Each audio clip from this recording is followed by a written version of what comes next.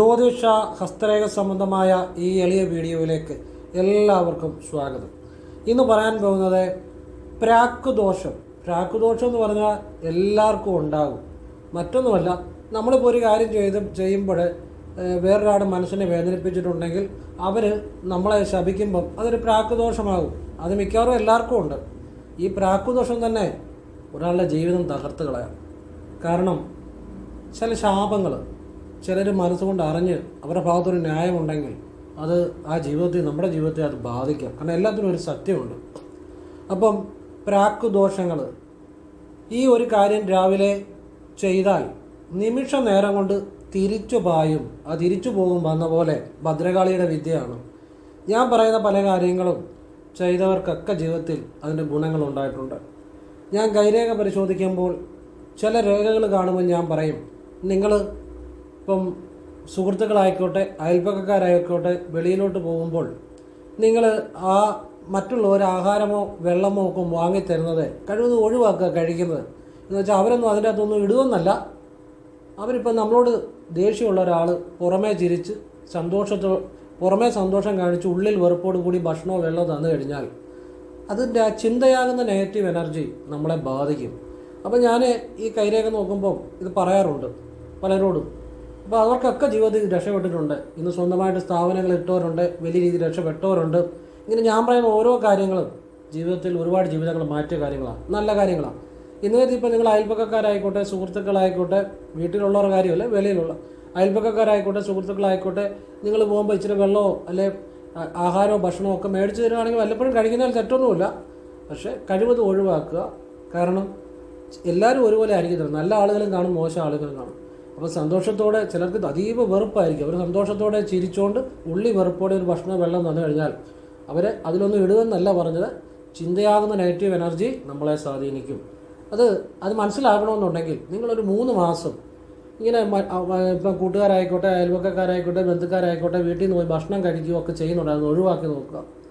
3 മാസത്തിനുള്ളിൽ മാറ്റം അറിയാം. എന്നിട്ട് നിങ്ങൾക്ക് മനസ്സിലാവും നിങ്ങളുടെ ജീവിതത്തിൽ എന്തെങ്കിലും പുതിയ കാര്യങ്ങളൊക്കെ നടക്കാൻ തുടങ്ങും. നീ കൃത്യമായിട്ട് പറഞ്ഞു. അത് ശ്രദ്ധിച്ചവർക്ക് ഇന്ന് സ്വന്തമായിട്ട് സ്ഥാപനങ്ങളായിട്ടുണ്ട്. ഒരു സ്ഥാപനം ഇല്ലാതെ തെക്ക് വടക്ക് നടന്ന ആളുകൾക്ക് ഇന്ന് നല്ല രീതിയിൽ അവർ രക്ഷപ്പെട്ടിട്ടുണ്ട്. അപ്പോൾ ഇങ്ങനെയുള്ള കാര്യങ്ങളുണ്ട്. അത് വ്യാഴമണ്ഡലത്തിൽ കൈരേഖയിൽ ചില സൂചനകളുണ്ട്. ആ സൂചനകൾ പരിശോധിച്ചിട്ടാണ് പറയുന്നത്. അത് എത്രയോ അനുഭവങ്ങളുടെ അടിസ്ഥാനത്തിലാണ്. അപ്പോൾ അതുപോലെയാണ് ഈ പ്രാക്കുദോഷത്തെക്കുറിച്ചും പറയുന്നത്. ഞാൻ പറയുന്ന കൃത്യം കാര്യങ്ങൾ നിങ്ങൾ ചെയ്താൽ പ്രാക്കുദോഷം നിങ്ങളെ ബാധിക്കത്തില്ല. ഈ പ്രാക്കുദോഷം എല്ലാവർക്കും ഉണ്ടാകും മിക്കവാറും. കാരണം നമ്മുടെ ഏതെങ്കിലും ഒരു പ്രവൃത്തി ആരെങ്കിലുമൊക്കെ വിഷമിപ്പിച്ചിട്ടുണ്ടാകാം ജീവിതത്തിൽ എപ്പോഴെങ്കിലുമൊക്കെ. അവരാ മനസ്സിരുത്തി ഒരു ശപിച്ചു കഴിഞ്ഞാൽ മനസ്സിരുത്തി, ഈശ്വര എന്നോട് അവരെങ്ങനെ ചെയ്തല്ലോ, അല്ലെ അതൊരു നീതി അല്ലല്ലോ, അങ്ങനെ അവർ പ്രാഗിക്കഴിഞ്ഞാൽ അത് ചിലപ്പോൾ പറ്റാം. അവരുടെ ഭാഗത്ത് ന്യായമുണ്ടെങ്കിൽ നമ്മുടെ ജീവിതത്തെ അത് ബാധിക്കാം. അപ്പോൾ ഇത് ഞാൻ പറഞ്ഞിട്ട് എല്ലാവരും അറിഞ്ഞിരിക്കേണ്ട ഒരു കാര്യമാണ്. നല്ല കാര്യമാണ് പറഞ്ഞു തരുന്നത്. സ്വയം വീട്ടിൽ ചെയ്യാവുന്ന കാര്യമാണ്. ഭദ്രകാളിയുടെ ഒരു പ്രാർത്ഥനയാണ്, നല്ല രീതിയിലുള്ള പ്രാർത്ഥന. അപ്പോൾ അത് എല്ലാവരും അറിഞ്ഞിരിക്കേണ്ട ഒരു കാര്യമാണ്. അപ്പോൾ നിങ്ങൾക്കിത് ചെയ്ത് അനുഭവമായി കഴിയുമ്പോൾ നിങ്ങൾ മറ്റുള്ളവർക്കും പറഞ്ഞു കൊടുക്കുക. എല്ലാവർക്കും അതിൻ്റെ ഗുണം കിട്ടട്ടെ. അപ്പോൾ ഇത് ഏറ്റവും ഒരു പ്രയോജനമുള്ളൊരു കാര്യം പറഞ്ഞു തരുന്നത്. അത് മനസ്സിലാക്കുക.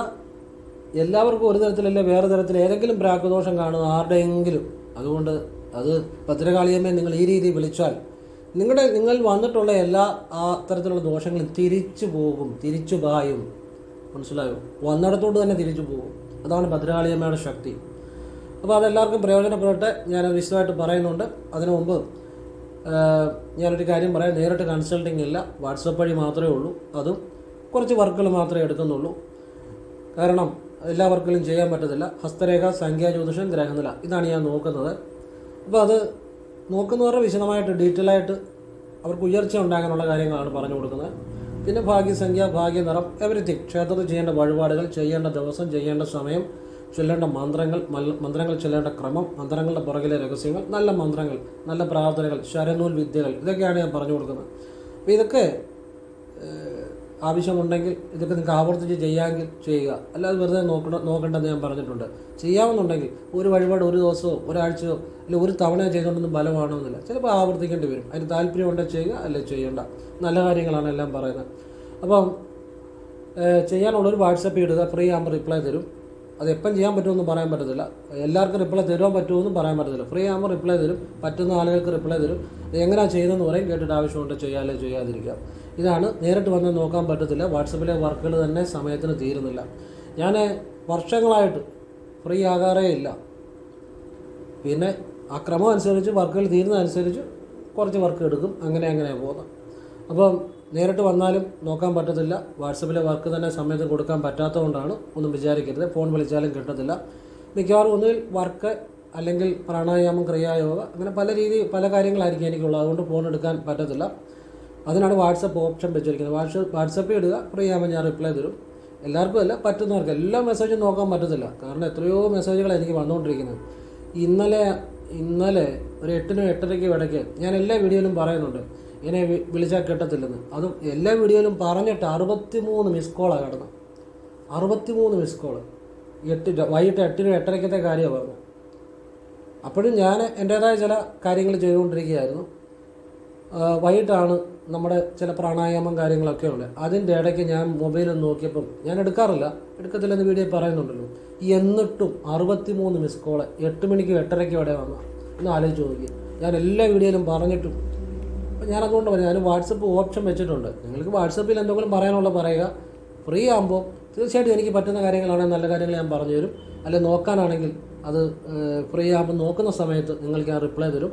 എല്ലാവർക്കും പറ്റത്തില്ല, പറ്റുന്ന ആളുകൾക്കൊക്കെ. കാരണം ഒരുപാട് മെസ്സേജുകൾ എല്ലാവർക്കും പറ്റത്തില്ലല്ലോ, പറ്റുന്ന ആളുകൾക്ക്.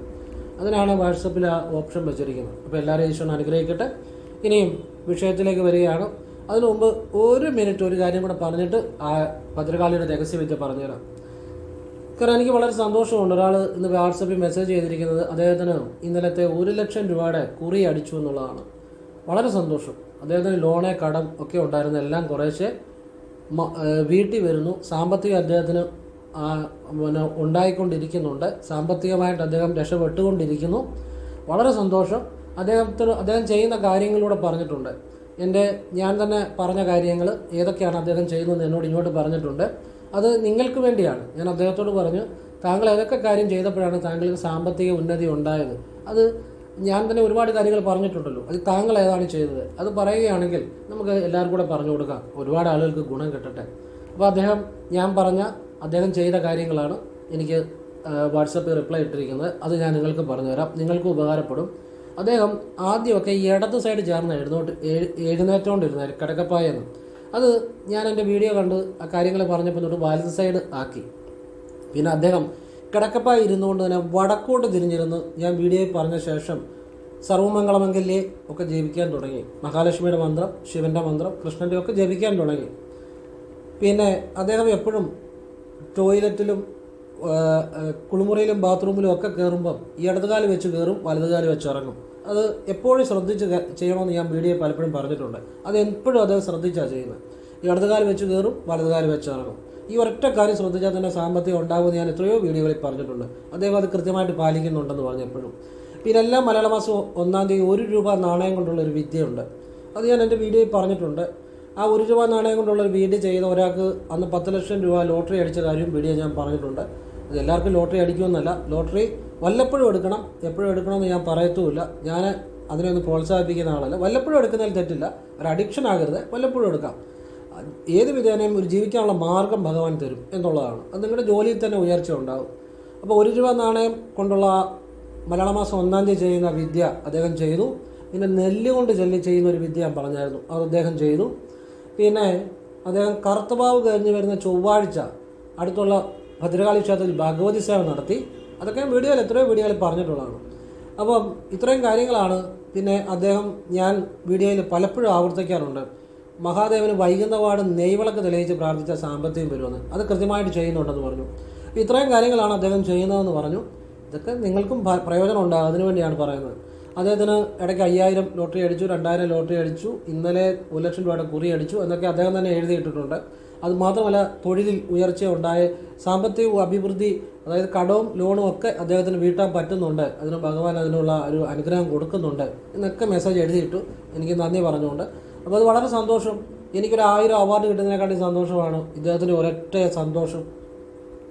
ഞാൻ അവാർഡൊന്നും ആഗ്രഹിക്കുന്ന ആളല്ല കേട്ടോ.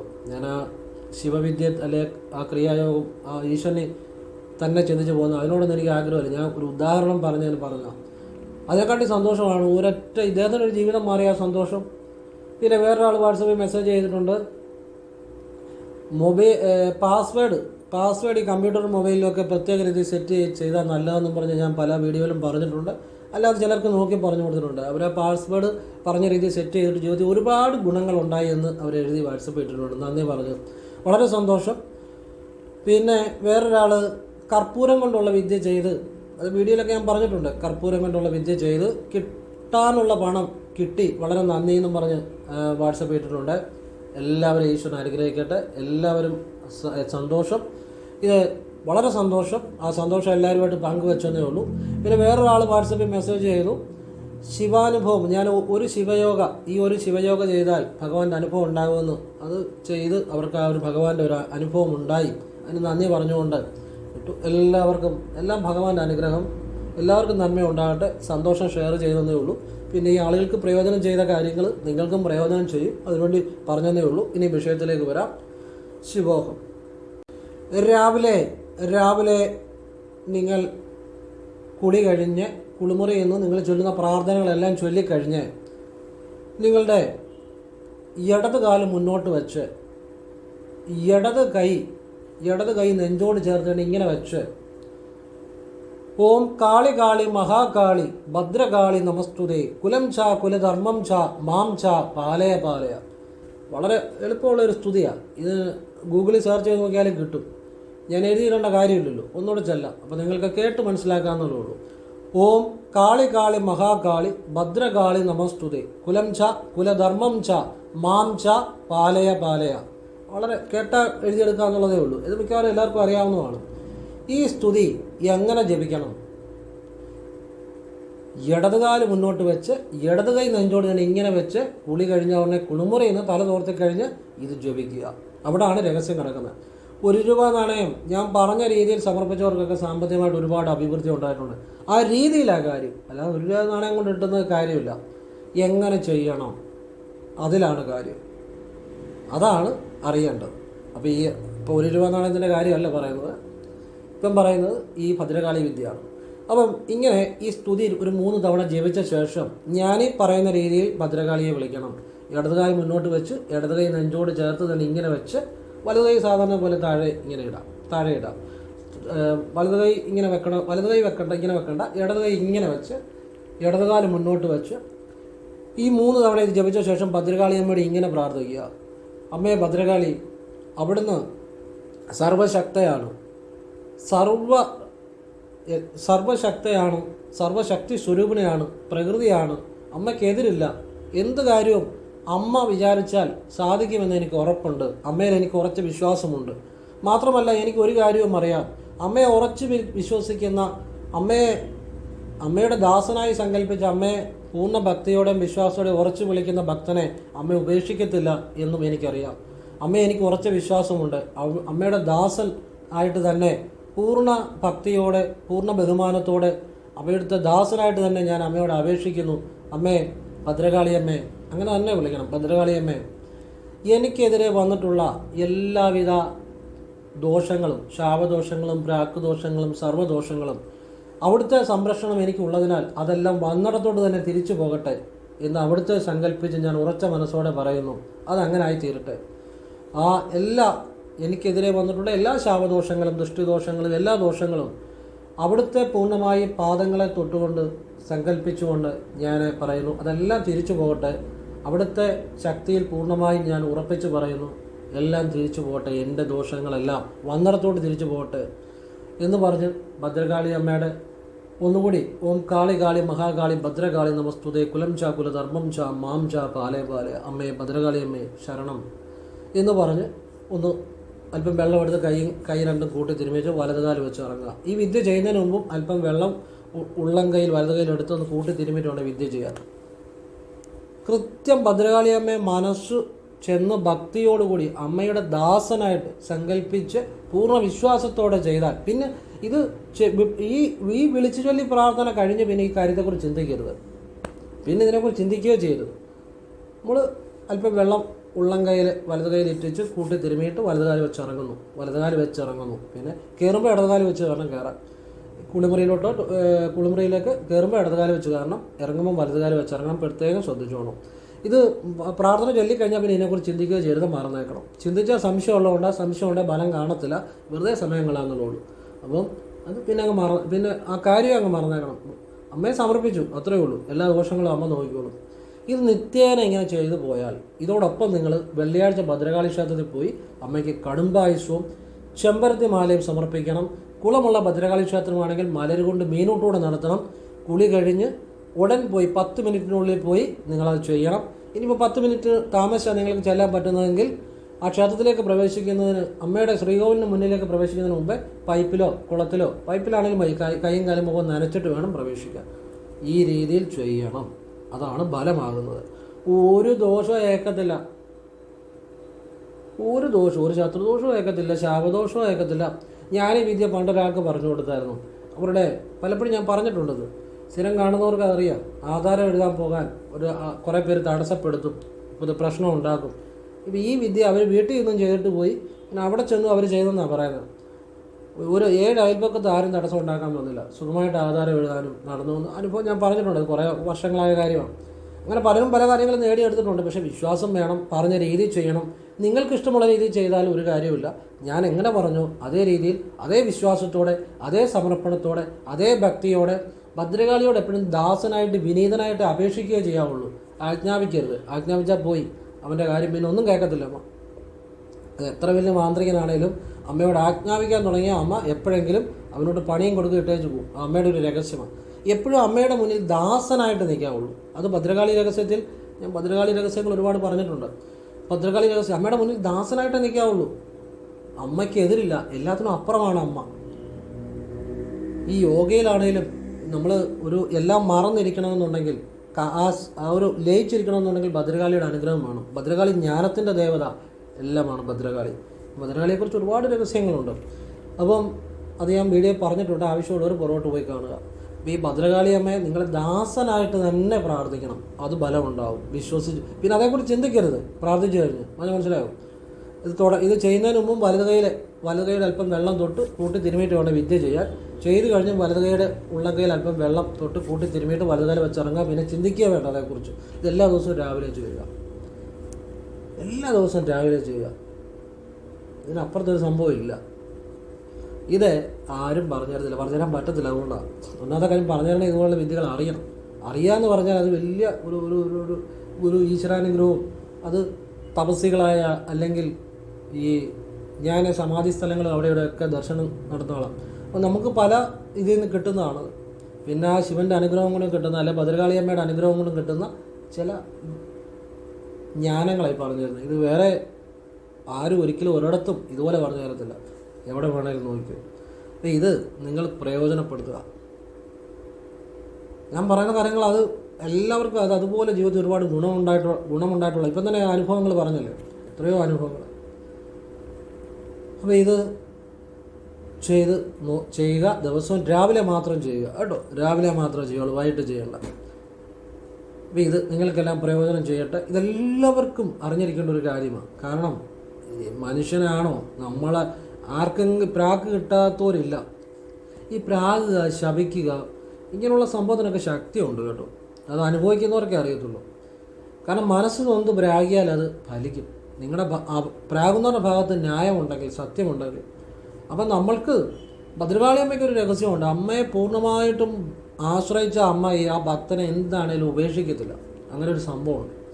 അതുകൊണ്ടാണ് ഈ മാന്ത്രികന്മാർ കൂടുതൽ ഭദ്രകാളിയെ വിളിച്ചാൽ പല കാര്യങ്ങളും ചെയ്യുന്നത്. അമ്മയെ നമ്മൾ ആശ്രയിച്ചാൽ, അമ്മയെ നമ്മൾ പൂർണ്ണമായിട്ട് സമർപ്പിച്ചാൽ അമ്മ ആ ഭക്തനെ കൈവിടത്തില്ല. ഏത് ദോഷവും മാറ്റിക്കൊടുക്കും. അമ്മയ്ക്ക് അധികം സമയമൊന്നും വേണ്ട. പക്ഷേ അമ്മയ്ക്കൊരു നേരമുണ്ട്. നമ്മളൊരു സത്യസന്ധമായ രീതിയിൽ ജീവിക്കണം. അതുപോലെ തന്നെ നമ്മൾ അമ്മയോട് പൂർണ്ണ ഭക്തി ആയിരിക്കണം. അതുപോലെ തന്നെ നല്ല കാര്യങ്ങൾ ചെയ്യണം. അതോടൊപ്പം അമ്മയുടെ ദാസനായിരിക്കണം. കുറച്ച് കഴിയുമ്പോൾ അങ്ങോട്ട് ഭരിക്കാൻ ചെല്ലുമ്പോഴാണ് മാന്ത്രികന് പണി കിട്ടുന്നത്. അല്ലെങ്കിൽ കൂടുതൽ ഈ ഉപാസനയൊക്കെ ചെയ്ത് ഭദ്രകാളിയെ കൊണ്ട് പല കാര്യങ്ങളും ചെയ്യിക്കുന്ന പഴയ കാലത്തുള്ള മാന്ത്രികന്മാരൊക്കെ ഉണ്ടായിരുന്നു. അവർക്കൊക്കെ അതുകൊണ്ട് തന്നെ അവർക്ക് പണി കിട്ടുകയും ചെയ്യും. കാരണം അങ്ങോട്ട് ഭരിക്കാൻ ചെല്ലുമ്പോൾ തന്നെ അവിടെ അതൊന്നും നടക്കത്തില്ല. ഓരോ കാര്യങ്ങൾ സാധിച്ചു കൊടുക്കുമ്പോൾ പിന്നെ ഞാൻ വലിയ ആളാന്ന് തോന്നും, അവിടെ തീർന്നു. ഭദ്രകാളി അമ്മയുടെ മുന്നിൽ എപ്പോഴും വിധേയനായിട്ട് ദാസനായിട്ട് നിൽക്കണം. ഈ യോഗീശ്വരന്മാരും ഋഷീശ്വരന്മാരും മഹായോഗിമാരും ശിവസിദ്ധന്മാരും ഒക്കെ അവർ ഈ യോഗാവസ്ഥയിൽ എത്തിച്ചേർന്നത് ഭദ്രകാളി അമ്മയെ അനുഗ്രഹം തേടി തന്നെയാണ്. അല്ലാതെ ഒന്നും യോഗവിദ്യ ഒന്നും ചെയ്യാൻ പറ്റത്തില്ല. അങ്ങനെയുള്ള നല്ല കാര്യങ്ങളും ഭദ്രകാളി അമ്മയുടെ അനുഗ്രഹം കൊണ്ട് അതുപോലുള്ള വലിയ കാര്യങ്ങളും നടക്കാറുണ്ട്. അപ്പോൾ ഈ ജ്ഞാനത്തിൻ്റെ ഉറവിടമാണ് അമ്മ. അപ്പോൾ അമ്മയെ നമ്മൾ ആ നല്ല കാര്യങ്ങൾക്ക് വേണ്ടി വിളിക്കുക, പറഞ്ഞാൽ മനസ്സിലാകുന്നുണ്ടോ? നല്ലത് ചിന്തിക്കുക. അങ്ങനെ ഉണ്ടെങ്കിൽ ഏറ്റവും അൾട്ടിമേറ്റായിട്ടുള്ള അനുഗ്രഹങ്ങളും ഏറ്റവും സെനിത്തായിട്ടുള്ള ടോപ്പായിട്ടുള്ള വിദ്യകളും ഭദ്രകാളി അമ്മ നൽകുമെന്നുള്ളതാണ്. അപ്പോൾ ഇത് എല്ലാവർക്കും പ്രയോജനം ചെയ്യട്ടെ. ഇത് ഞാനൊരു കാര്യം കൂടെ പറഞ്ഞിട്ട് നിർത്തുകയാണ്. പല കാര്യങ്ങളും തോറ്റു ചെയ്തിട്ടും പരാജയപ്പെട്ടിട്ട് അവസാനം ഒരു കാര്യത്തിൽ ജയിക്കുന്നു. അങ്ങനെ സംഭവിക്കുമെന്ന് വിചാരിക്കുക. നമ്മുടെ ജീവിതത്തിൽ പലപ്പോഴും സംഭവിക്കുന്ന ഒരു കാര്യമാണ്. ഇങ്ങനെ പല കാര്യങ്ങളിലും ഒരു കാര്യം തന്നെ പലതവണ ചെയ്തിട്ട് തോറ്റിട്ട് അത് വിടാതെ പരിശ്രമിച്ച് അതിൽ വിജയിക്കുകയാണെങ്കിൽ അവനെ ആർക്കും തോൽപ്പിക്കാൻ പറ്റുന്നില്ല. ഈ പ്രപഞ്ചത്തിൽ ആർക്കും തോൽപ്പിക്കാൻ പറ്റും. കാരണം എപ്പോഴും ജയിച്ച് വരുന്നവനേക്കാൾ മനഃശക്തി ആയിരിക്കും ഒരുപാട് തവണ തോറ്റിട്ട് വിജയിക്കുന്നവർ. അവനെ ഒരിക്കലും പരാജയപ്പെടുത്താൻ പറ്റത്തില്ല. പിന്നീട് വിജയിക്കാൻ തുടങ്ങിക്കഴിഞ്ഞാൽ അത്ര മനോബലമായിരിക്കും. അപ്പോൾ നിങ്ങളാണേലും ഒരു മന്ത്രം ചൊല്ലിയാണേലും ഒരു പ്രാർത്ഥന ചൊല്ലിയാണേലും ഒരു വഴിപാട് ചെയ്താണേലും ഫലം കണ്ടില്ലെങ്കിൽ കൂടുതൽ ഭക്തിയോടെ വിശ്വാസത്തോടെ നിശ്ചയദാർഢ്യത്തോടെ നമ്മളൊരു കാര്യം ചെയ്താൽ നമുക്കത് ഫലം കിട്ടുന്നില്ല. എൻ്റെ അർത്ഥം എന്നാണെന്നറിയോ? നമുക്ക് ആ കാര്യത്തെക്കുറിച്ച് വേണ്ട പോലെ അറിയത്തില്ല. നമ്മളതിൽ ശരിയായിട്ടല്ല ചെയ്യുന്നത്. അപ്പം കൂടുതൽ ആ കാര്യത്തെക്കുറിച്ച് പഠിച്ച് അത് വീണ്ടും ശരിയായി ചെയ്യാൻ ശ്രമിച്ചാൽ ഏത് കാര്യമാണെങ്കിലും വിജയിക്കാൻ പറ്റും. അല്ലാതെ ആ കാര്യത്തിൻ്റെ കുഴപ്പമോ നിങ്ങളുടെ കുഴപ്പമോ അല്ല. ആ കാര്യം എന്തായാലും അത് നിങ്ങൾക്ക് വേണ്ട രീതിയിൽ അറിയത്തില്ല അതിനെക്കുറിച്ച്, അല്ലെങ്കിൽ അത് ചെയ്യുന്ന വേണ്ട രീതിയിൽ അറിയത്തില്ല. അപ്പോൾ അത് കൂടുതൽ പഠിച്ചിട്ട് കൂടുതൽ നന്നായിട്ട് പിന്നീട് ചെയ്യാൻ ശ്രമിച്ചാൽ ഏത് കാര്യത്തിലും വിജയിക്കാൻ പറ്റും. അത് ഒരു തൊഴിലായിക്കോട്ടെ, ഒരു പ്രാർത്ഥന ആയിക്കോട്ടെ, ഒരു മന്ത്രമായിക്കോട്ടെ, ഒരു വഴിപാടായിക്കോട്ടെ, എന്തും നിങ്ങൾക്ക് ഫലം കിട്ടുന്നില്ലെങ്കിൽ നിങ്ങൾ ചെയ്യുന്ന കാര്യത്തിൽ പോരായ്മയുണ്ട്, നിങ്ങൾ ചെയ്യുന്ന രീതിയിൽ പോരായ്മയുണ്ട്, അല്ലെങ്കിൽ നിങ്ങളുടെ മനസ്സ് അവിടെ ചെല്ലുന്നില്ല, അങ്ങനെയുള്ള കാര്യങ്ങളൊക്കെ ഉണ്ടായിരിക്കും. അതൊക്കെ മനസ്സിലാക്കി അതൊക്കെ തിരുത്തി കൂടുതൽ വിശ്വാസത്തോടെ ഭക്തിയോടെ ചെയ്യേണ്ട രീതിയിൽ ചെയ്താലും അത് ഫലമായിട്ട് വരും എന്നുള്ളതാണ്. അല്ലാതെ ഇപ്പോൾ എനിക്ക് ക്രിയായോഗ എൻ്റെ ഗുരുനാഥൻ തന്നു, അപ്പോഴത്തേന് എനിക്ക് ആ ക്രിയായോഗ എന്നെങ്കിൽ അത് ആ ചെയ്യേണ്ട രീതിയിൽ ആവർത്തിക്കുമ്പോൾ മാത്രമേ അതെനിക്ക് ആ ഫലം ഉണ്ടാകുന്നത്. അല്ലാതെ ഞാൻ കുറേ നാൾ ചെയ്തു ചെയ്യേണ്ട രീതി ചെയ്യാതെ അത് ഫലമായില്ലെങ്കിൽ ആ വിദ്യയെ കുറ്റം പറഞ്ഞിട്ടോ ഗുരുവിനെ കുറ്റം പറഞ്ഞിട്ടോ കാര്യമുണ്ടോ? ഇല്ല. ഞാൻ ചെയ്തത് അത് ശരിയായിട്ട് ഞാൻ ചെയ്യാത്തതുകൊണ്ടാണ്. ഞാൻ ശരിയായിട്ട് ചെയ്യാന്നുള്ളത് എൻ്റെ ഭാഗമാണ്. അത് കൂടുതൽ പഠിച്ച് ശരിയായിട്ട് ചെയ്യുമ്പോഴാണ് എനിക്ക് അനുഭവം ഉണ്ടാകുന്നത്. ഞാനൊരു ഉദാഹരണം പറഞ്ഞതേ ഉള്ളൂ കേട്ടോ. ഏത് വിദ്യ അതുപോലെ നമ്മൾ ആ വിദ്യയോ ആ ഗുരുവിനെ ഒന്നും പറഞ്ഞിട്ട് കാര്യമില്ല. നമ്മളതിനെ എങ്ങനെ സമീപിക്കുന്നു, നമ്മളത് എന്തുമാത്രം പഠിച്ചു ചെയ്യുന്നു, എന്തുമാത്രം ശരിയായ രീതിയിൽ ചെയ്യുന്നു എന്നനുസരിച്ച് ആ ഫലം നേരത്തെ വരുന്നതും താമസിച്ച് വരുന്നതും വരാതിരിക്കുന്നതല്ല. പറഞ്ഞ് മനസ്സിലാകുന്നുണ്ടോ?